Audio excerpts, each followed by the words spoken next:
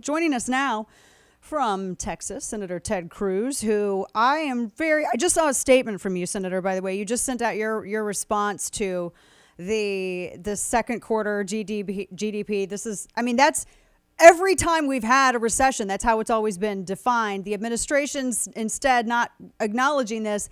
They want to tax us more with this, what is it, the inflation, whatever, Build Back Broke Part 2 2022 bill. That's not the name. I just wanted to get your immediate reaction to all of this. And then I want to ask you about some of the moves that have been taking place in the Senate with the CHIPS bill, too. Well, it's utterly bizarre. For as long as you and I have been alive, a recession has been defined as 2 consecutive quarters where GDP falls, where it shrinks. We just got the second consecutive quarter of GDP falling. We are in a recession, period, full stop.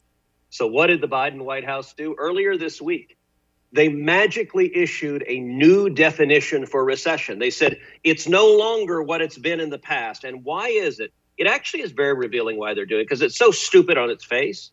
You have to ask, why are they doing it? And the reason is they know that the compliant and corrupt corporate media won't report on it. What they want to avoid is the headlines. The headlines tomorrow in every paper in America should read, America now in a recession. That would be called the news. That would be called honestly reporting on what's happening.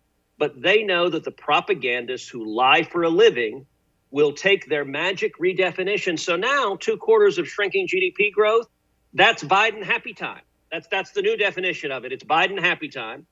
And their solution to it is truly absurd. It's hundreds of billions of new spending and massive new taxes. That's like taking a raging fire and pouring gasoline on it. Yeah. All the Democrats know how to do is make it worse. And doubling the IRS. I mean, they're the 80-some thousand agents that they want to add. That's still somehow that's going to help with the inflation by shaking down mom and pop more. I was hoping that we'd get closer maybe to somehow abolishing the IRS at some point. Doesn't look like that's going to happen anytime soon. But that is what it's signaling. They're going after not the big corporations, Senator, that have all of the attorneys and the accountants and everything to push back against this. They're going after the mom and pop businesses. You're exactly right. They're going after families. Look, the people who are hurting under out of control inflation. We have the highest inflation rate in 40 years. The people who are hurting are those on fixed income. Seniors are hurting. Young people are hurting. Students are hurting. African Americans are hurting. Hispanics are hurting. And it's why every one of those groups is galloping to the right. We're going to see a tidal wave in November. I think Republicans are going to retake both the House and Senate. And these Democrats, all they know how to do is double down, more spending, more taxes. You spend a lot of time out with people across the country. Have you ever seen any American say, what I really want is 80,000 new IRS agents? Yeah. That's like, give me an infestation of locusts and lice. That's the Democrat agenda. That sounds accurate. We will send IRS agents to your home and your business. Aren't you glad that we're in power? And I think the voters are going to say, get these lunatics out of power now. Yeah, we're talking with Senator Ted Cruz. So I have to ask you, because there was some strategy going on, not just with this bill, which it looks like Senator Manchin is going to be supportive of this bill, but also it was that semiconductor, the CHIPS Act, that I understand that's a huge issue for national security.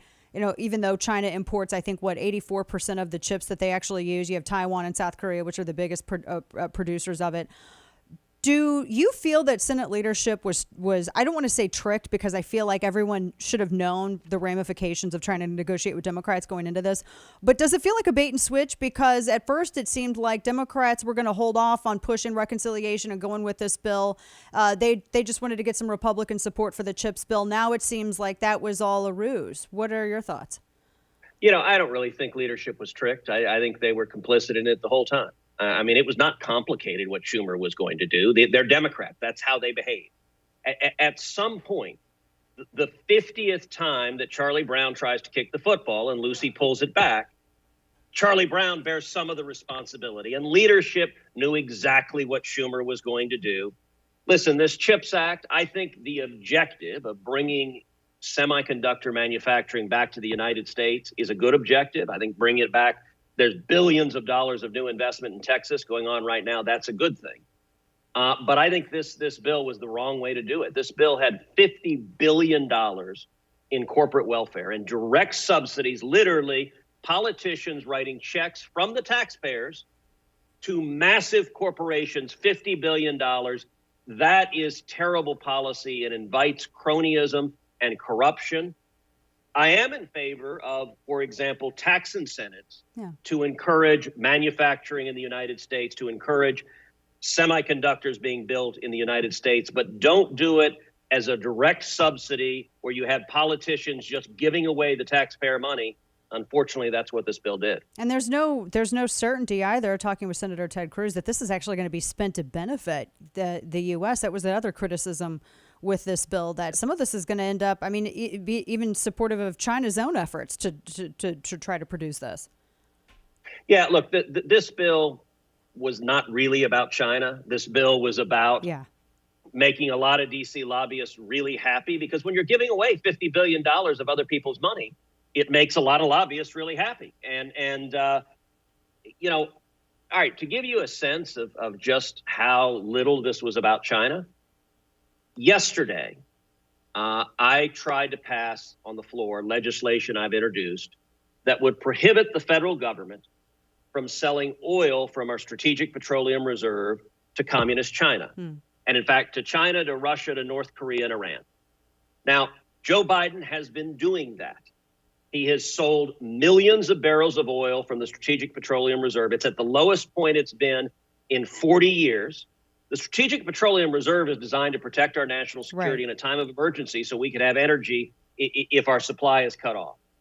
Biden isn't doing it for that. He's allowed it to go to the lowest time ever, and he sold a big chunk of that oil to communist China, not just to communist China, to a Chinese government-owned oil company that is partially owned by Hunter Biden's private equity firm. Yeah. So you want to talk about corruption, like literally going and raiding the U.S. oil reserve to sell to the Chinese communists to enrich his son. So I introduced legislation to say, don't sell to communist China. The Democrats stood up and objected. Chris Murphy, someone I know you love because he's maybe the most enthusiastic gun grabber in all of Washington. Chris Murphy stood up and he objected, and he countered with a bill that Dana is truly insane. He countered with a bill that would make illegal all energy exports from the United States. It would ban America exporting oil, ban America exporting natural gas, any energy we couldn't export, to which I responded, and we debated this in the Senate floor. I say, look, my bill is to stop Biden and the Democrats from selling oil to our enemies. You respond with, let's stop Americans from selling oil to our friends. And the result of it, by the way, if we cut off Europe, we cut off our allies, say, we're not going to sell you energy anymore, is we force our friends to go buy from Vladimir Putin. And it literally is, you have Democrats being the chief lobbyists for Russia and Putin. And so they are perfectly happy for Biden to keep cutting checks, keep giving in to the Chinese communists, while at the same time they continue to wage war on U.S. energy production. As Russia starts throttling their gas output towards, I think Hanover just banned hot water in public buildings because they're having such a gas shortage. Talking with Senator Ted Cruz. One last question I want to ask you too about the school security relief because that's something that you're spearheading. The inflation bill, that's going to pass the Senate, correct? Unfortunately. I don't know for sure.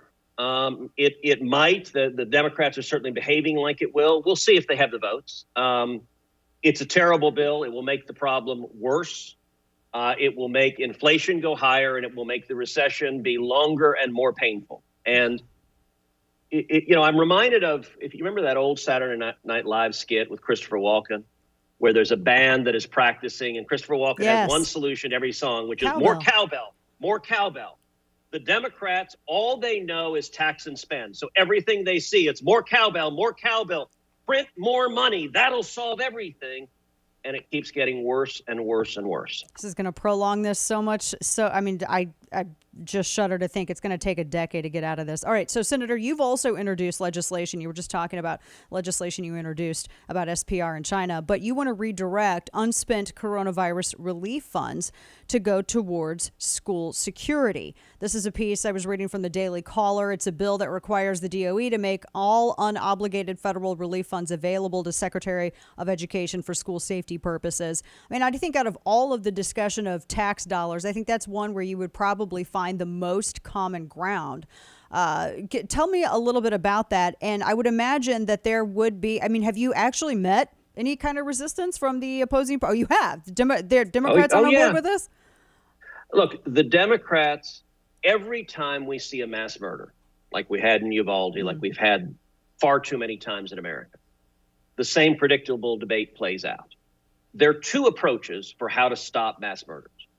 One is target the bad guys, target the criminals, the felons, the fugitives, those with serious mental illness that try to illegally buy firearms, prosecute them, put them in jail, get the gun criminals off the street. That works. That's actually a successful strategy.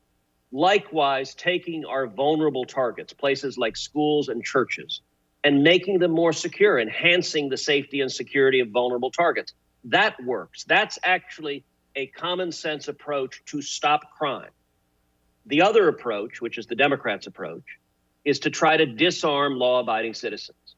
And it's A, unconstitutional, but B, it doesn't work. It's utterly and completely ineffective in stopping violent crime. And so in the wake of Uvalde, listen, I was in Uvalde the day after that shooting. It was horrific.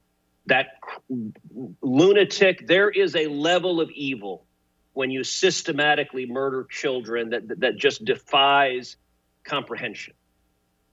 I've been to too damn many of these in Texas. I've been to Santa Fe. I've been to Sutherland Springs. I've been to Midland, Odessa. I've been to El Paso. I've been to Dallas. There are way too many of these. I want to stop them. I want to get the criminals off the street and stop them. And so what happened after Uvalde is you saw the Democrats and unfortunately some Republicans get together on their gun control bill. The bill they passed will do nothing, zero, to stop violent crime. There's no plausible claim that it'll do anything. I actually authored a bill that was serious about stopping violent crime in schools. And among other things, it creates a gun crime task force at the Department of Justice to prosecute felons who illegally use guns and to prosecute felons who try to illegally purchase guns. It also provided funding to double the number of police officers on schools, because the best way to stop a criminal is with an armed good guy, ideally an armed law enforcement officer. Right. It provided $10 billion for mental health counselors in schools so that we can spot these troubled teens before they spiral down and do something horrific. The Democrats blocked it. They opposed it. Because it actually would stop mass murders, and they literally, they're not interested in stopping the crimes. They want to disarm law-abiding citizens, and they consistently block legislation. I don't know how you even make an argument against the undeniable fact that my bill would have been much, much more effective at stopping violent crime than the gun control bill that they pushed through. Yeah. But they don't bother to make the argument. They trust the corrupt corporate media just to echo what they want. And so my latest bill, look, Congress passed as COVID relief $190 billion in funding for schools. $150 billion of that remains unspent. My bill is a very simple common sense measure that says that money that's already been appropriated, it's already there, that schools should be allowed to invest that money in enhancing school security and doing things like putting in bulletproof doors and windows. Texas had something like that too, from my understanding. Yeah. And I'll say there is an infuriating pattern. So the Santa Fe school shooting, Santa Fe High School is less than an hour from my house. I was on campus at Santa Fe within about an hour and a half of the shooting. As soon as it happened, I got in a truck and drove down there. It was horrifying. Afterwards, I sat at a round table with many of the families from Santa Fe. And we talked about the patterns of these school shootings. You know, in Parkland, the mass murderer came in through an unlocked back door. No secured perimeter. And there were warning signs. You wouldn't even need to have red flag laws if you followed the current, and we're running short on time, Senator, and I apologize. We'd love to have you back. One last quick thing. We have about 60 seconds left. Any effort undertaken by lawmakers to make people aware of the possibilities that they have to report dangerous individuals without diminishment of due process? Is there any awareness, anything being done to raise awareness on that? So I don't know of any. Look, the problem with red flag laws, particularly in states where you have Democrats in control, is they're often passed with no due process protections, right. And they can be abused and used to disarm law-abiding citizens, and in some instances to leave people more vulnerable to violence. If you have, for example, an estranged spouse who's dangerous and they abuse those laws to disarm you, that makes you vulnerable to violence directly. And unfortunately, that doesn't seem to be a priority of Democrats. It's sad. Letting people protect themselves and protect their kids. It's sad. And I wish that they would put as much energy into making people aware of what they can do in order to have someone adjudicated unfit if they don't want them to be able to go. Of course, they could be like the 77% of people breaking the law that get it off the black market. We're out of time here. Senator Ted Cruz, always a pleasure to see you. We appreciate you joining us, giving us some of your time. We're going to watch the Senate, see what happens. Awesome. Thanks, Dana. Thank you. Take care, sir.